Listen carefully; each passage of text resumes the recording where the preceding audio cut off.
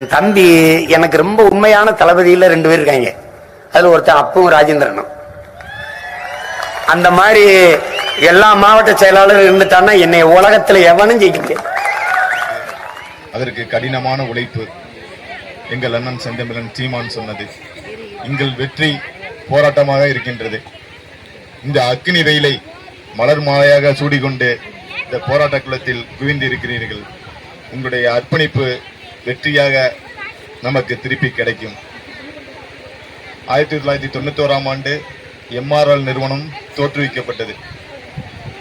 உங்களுக்கு தெரியும், எங்க ஊர் பகுதியிலாம் அங்கங்க கிணறு வைப்பாங்க, வெறும் களிமண்ணா இருக்கும், அதுல வெடி வைப்பாங்க, வீடெல்லாம் அதிரும்.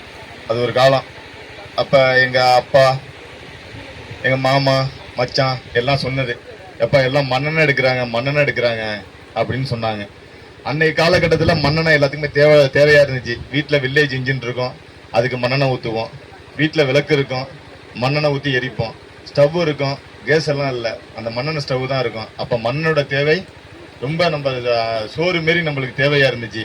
சரி, மண்ணெண்ணெய் தானே எடுக்கிறாங்க, நம்ம மண்ணெண்ணெய் போய் கடையில் வாங்க வேண்டியதில்லை, இங்கேயே இவங்கள்ட்ட வாங்கிக்கலாம் அப்படின்னு நம்ம சிறு வயதில் நினைச்சோம். நம்ம பெரியவங்கலாம் அப்படிதான் சொன்னாங்க, என் காதில் விழுந்திருக்கு.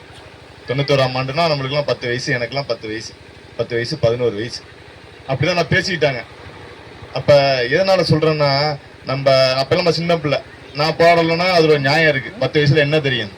இந்த முட்டாய் கிடைக்கலன்னா போராடுவோம், கள்ள முட்டாய் கிடைக்கலன்னா போராடுவோம். ஆனா இதே போல உள்ள திட்டங்கள்லாம் நம்மளை வளர்த்த எங்க அப்பா, சித்தப்பா, மாமா, மச்சான் இவங்க போராடி இருக்கணும். அவங்க என்ன பண்ணிட்டாங்க, மண்ணெண்ணெய் எடுக்க போறாங்கன்னா சரி, மண்ணெண்ணெய் நம்மளுக்கு தேவைதானே அப்படின்னு நினைச்சு பல கிணறுகளை அமைக்க விட்டாங்க. எங்க பகுதியிலாம் இல்ல போல இருக்கு, அதனால நாங்கெல்லாம் தப்பிச்சோம். ஆனா எங்க பகுதியிலாம் நூற்றுக்கணக்கான கிணறுகள், அதெல்லாம் ஒரு 6 வருஷம் 7 வருஷம் வரையும் அப்படியே கிணறாவே இருந்துச்சு. அப்படியே அந்த இடத்துக்கு உள்ள விடாம வச்சிருந்தாங்க அவங்க பரிசோதனை பண்ணிட்டு. ஆனா இந்த பகுதியெல்லாம் எடுக்க உள்ள கண்டுபிடிச்சிட்டாங்க. அதுல வந்ததுதான் இந்த MRL நிறுவனம். அதை பாருங்க, 500 ஏக்கர்ல அதை துவங்கினாங்க. 500 ஏக்கர்ல. இன்னைக்கே உங்களுக்கு தெரியும், இந்த MRL நிறுவனம் 100 ஏக்கர்ல தான் செயல்படுது. மீதி 400 ஏக்கர் தரிசா கிடக்கு, கருவ மண்டி கிடக்கு, பன்னி மேய்ஞ்சிட்டு கிடக்கு. உண்மையா இல்லையா? பல நீர்நில வாய்க்கால்கள் மதுல போட்டு மூடி வச்சிருக்காங்க. தண்ணி இந்த பக்கத்துல இருந்து அந்த பக்கத்துக்கு போக முடியல, பாசனம் பண்ண முடியல, அதே போல இருக்கு. ஆனா அடுத்தது 600 ஏக்கர் எடுக்கிறாங்க. எதுக்கு எடுக்கிறாங்க? சிந்திக்கணும். இன்னொரு 610 ஏக்கர் நம்ம முதலமைச்சர் அவர்கிட்ட டேபிள்ல இருக்குதான். அப்ப எவ்வளவுதான் இது? 1700, 1700, 1800 ஏக்கர் எடுக்கிறாங்க. எதுக்கு இவ்வளவு இடம்? இதுவரையும் MRL நிறுவனம் இன்னைக்கு பொதுத்துறை நிறுவனமா, CPCL நிறுவனமா ஆயிட்டு 100 ஏக்கர் தான் இயங்குது. எதுக்கு இவ்வளவு இடம் எடுக்கிறாங்க? நீங்களா சிந்திக்கணும். இது பெட்ரோலிய கெமிக்கல் மண்டலமா ஆக போகுது. 200க்கும் மேற்பட்ட பெட்ரோலிய கெமிக்கல் மண்டலம் அங்க வரப்போகுது. தாறு தயாரிக்கிறவன், கிரிசு தயாரிக்கிறவன், குருடாகு தயாரிக்கிறவன், பேஸ்ட் தயாரிக்கிறவன், பசை தயாரிக்கிறவன் எல்லாம் வரப்போறான். எல்லாம் நச்சு கழிவை தான் வெளியே விடும். 200 கம்பெனிகள் வரப்போகுது. ஒரு கம்பெனிக்கும் 20 கம்பெனிக்கும் மேற்பட்ட துணை கம்பெனிகள் வரப்போகுது. அப்பனா ஒரு 2000-3000 கம்பெனி இந்த பகுதியில சுத்தி வந்துச்சுன்னா, அண்ணன் மாறண்ணா சொன்னது போல இங்க நம்ம வாழ முடியாது. இந்த கோகுல்ராஜபுரம், முட்டம், பனங்குடி, நரிமோனா இந்த பகுதி மட்டும் இல்ல, காரைக்காலா இருக்கட்டும், நாகூரா இருக்கட்டும், திட்டச்சேரியா இருக்கட்டும், திருமுருகலா இருக்கட்டும், மஞ்சள் இருக்கட்டும், வேளாங்கண்ணியா இருக்கட்டும், யாருமே வாழ முடியாது. ஒரு நாசகாரமான இடத்துக்கு நம்ம தள்ளப்பட்டுருவோம். இதுவரையும் நம்ம நல்ல பூமியா இருந்துச்சு, இப்ப நாசமான பூமி ஆயிடும். பல நோய்கள் தொற்று வரும். நம்மளுக்கு இப்பயே பல நோய்கள் வருது. எதுக்கு என்னென்ன நோய் வருதுன்னே தெரியல. அதே போல புற்றுநோய் வரும். எல்லா நோய்களும் எளிதா பரவும். ஒரு ஆபத்தான நிலையில இருக்கும். யார் செஞ்ச வேலை? அன்னைக்கு நம்ம தாத்தா, அப்பா, பெரியப்பா மண்ணெண்ணெய் எடுக்க போறாங்களேன்னு சொல்லி விட்டதுனால வந்த விளைவு.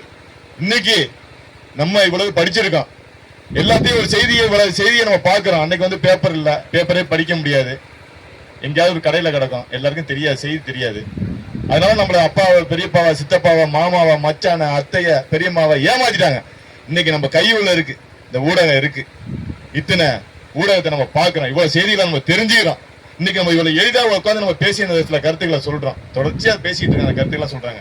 இன்னைக்கு நம்ம விழிப்பா இல்லைன்னா நம்ம தலைமுறை நம்மள மன்னிக்குமா? நம்ம பேரம்பேத்திய மன்னிக்கவே மன்னிக்காது. நம்ம கல்றை காரி துப்போம். இதுதான் நடக்கும். அதனால நம்மளுக்கு இருக்கக்கூடிய வாய்ப்பு இது போராடுவது. அதனால நீங்க வந்து நம்ம உறுதியா நம்ம வந்து போராடணும். இப்ப 4 ஆண்டுகளா போராடிட்டு இருக்காங்க.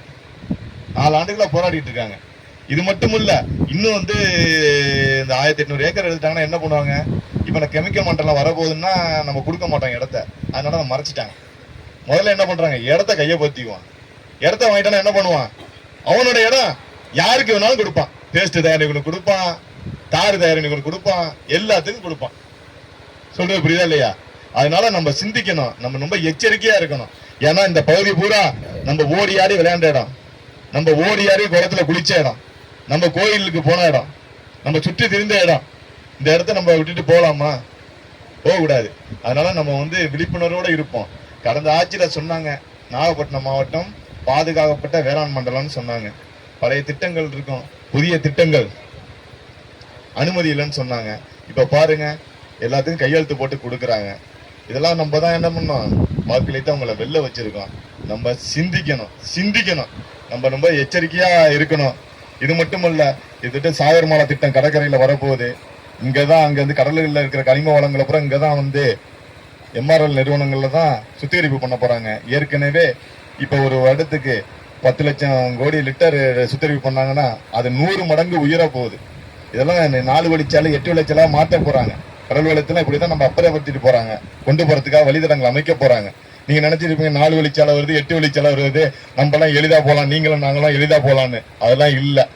நம்ம எல்லாம் போனோம்னா 18 டயர் உள்ளவன் 20 டயர் உள்ள லாரி எல்லாம் அந்த கனிம வளத்தை அழிட்டு போறோம்னா நம்ம நாய் அடிக்கிற மாதிரி அடிச்சு போட்டு போடுவான். இது அவன் கனிம வளத்துக்காக இதெல்லாம் வரப்போகுது. அதனால நம்ம எச்சரிக்கையா நம்ம இருக்கணும். பாருங்க, இவ்வளவு நம்ம பாதிக்கப்பட்டு நிக்கிறோம்.